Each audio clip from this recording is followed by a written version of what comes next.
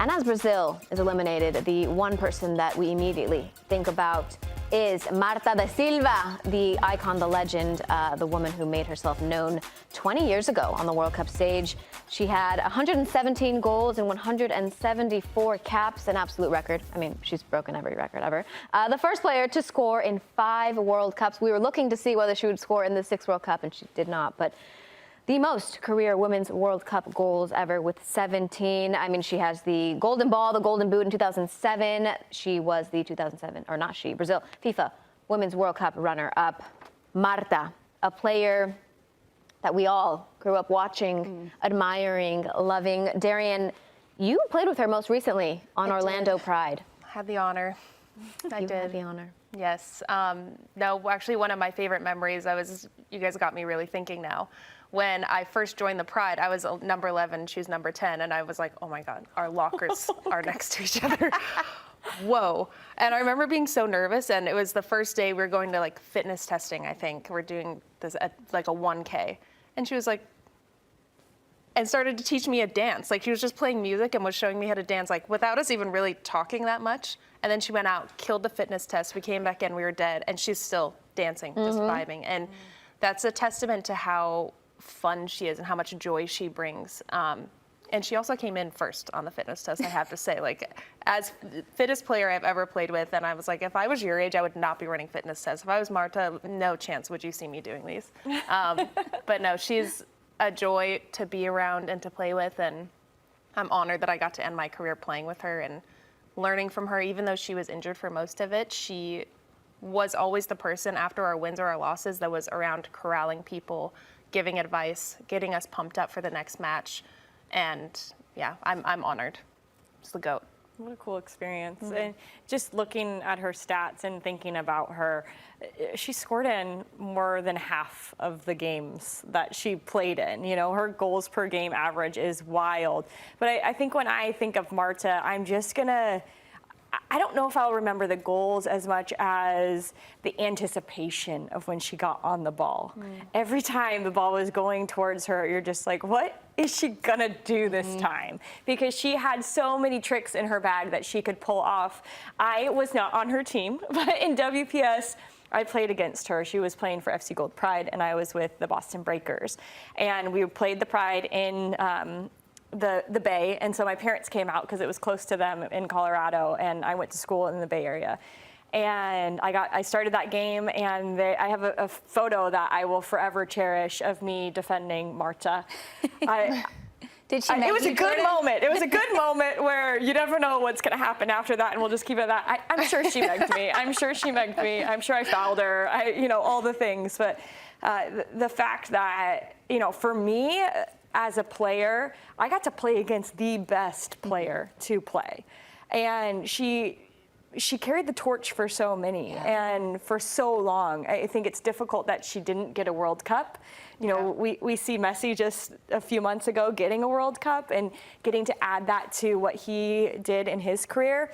It would have been cool to see her at least just have another go at it, you know, like get out of the group. And that's why this game earlier was so difficult, because for her, you were kind of like, come on, can we just do it for Marta? I was heartbroken for Marta. She got the start in this last match for her last World Cup game that she was going to play.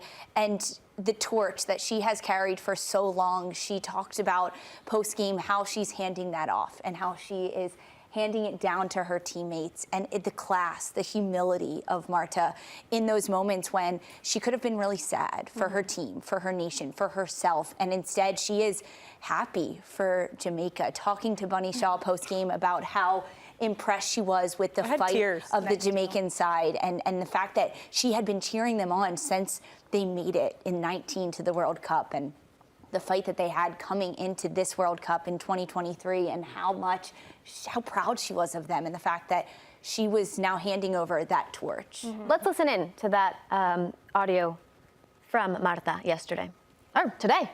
As nossas próprias referências. Isso não teria acontecido se a gente tivesse parado nos primeiros obstáculos. Então, é uma persistência contínua, que não começou só comigo, mas começou com muita gente lá atrás. mas que a gente tem muito orgulho. E a gente pede muito para que a nossa geração continue a fazer isso, continue a inspirar cada vez mais meninas, meninos, não importa a idade. I love that. Yeah, and you know, Lisa, you mentioned emotional watching Marta say goodbye to the game. This is not the first time. I mean, last World Cup, she had the massive quote speaking to the media saying, cry now so you can smile in the end. And I rehearsed that whole speech to say it in a hit I did at the time because it was so emotional and she was speaking to everyone and we thought that was the end of Marta. And for this to be actually the end of the international career for her. After an ACL. To come back from an ACL. So late in your career. It's been 20 years of her dominance. That you know, we talk about that torch, Lisa. This woman paved the way for so many, and she always talks about Brazil and growing the game in Brazil and other women playing in Brazil and how much that has meant to her. But to see her do it with the Jamaican team as well, right after the loss, right after her potentially her last World Cup match ever, to be hugging Bunny Shaw, Lauren Donaldson, and for them to be crying because they're speaking to her with so emotion. There's so much emotion. There's so much emotion. And in those post-game, Bunny Shaw saying to the media what her and Marta had those conversations about. And Bunny Shaw admitting to Marta that I watched you growing up and you were an idol to me. I looked up to you. You paved the way, and not just for Bunny Shaw, but for all young girls in the Caribbean and young girls in soccer. And she's left a lot of legacies on the pitch, off the pitch, in Brazil, in the World Cup. Her lipstick, her half ponytail. So many different elements of her game will forever be around. On top of that, just listening to her speak and watching all of her interviews, the way that she speaks as we, you never hear her saying like, I did this, I da-da-da. Everything is we. And she's including the people that have been at her same level, that have paved the way for so many, for all of us to come out and play and have idols and be able to watch them on TV. That was not something that they were privy to. And so for them to carry that on their shoulders and still be so inspired and happy with the journey and happy of where it's going and supportive of all these other teams, even though they're not advancing, she's not advancing in the tournament. Brazil is incredible. She's the GOAT. And for people to say, I want to be like Marta, not like I want to be like Ronaldo, which I'm sure she heard growing up all the time. No, now they want to be like Marta. The amount that she has seen the game change and grow in the last 20 years must be mind-blowing from her eyes. I hope someone gets a movie of that. Maybe I should take some producer credits if that happens. I would love to see that. That would be incredible. Dibs. But I think you could call dibs. sign me up.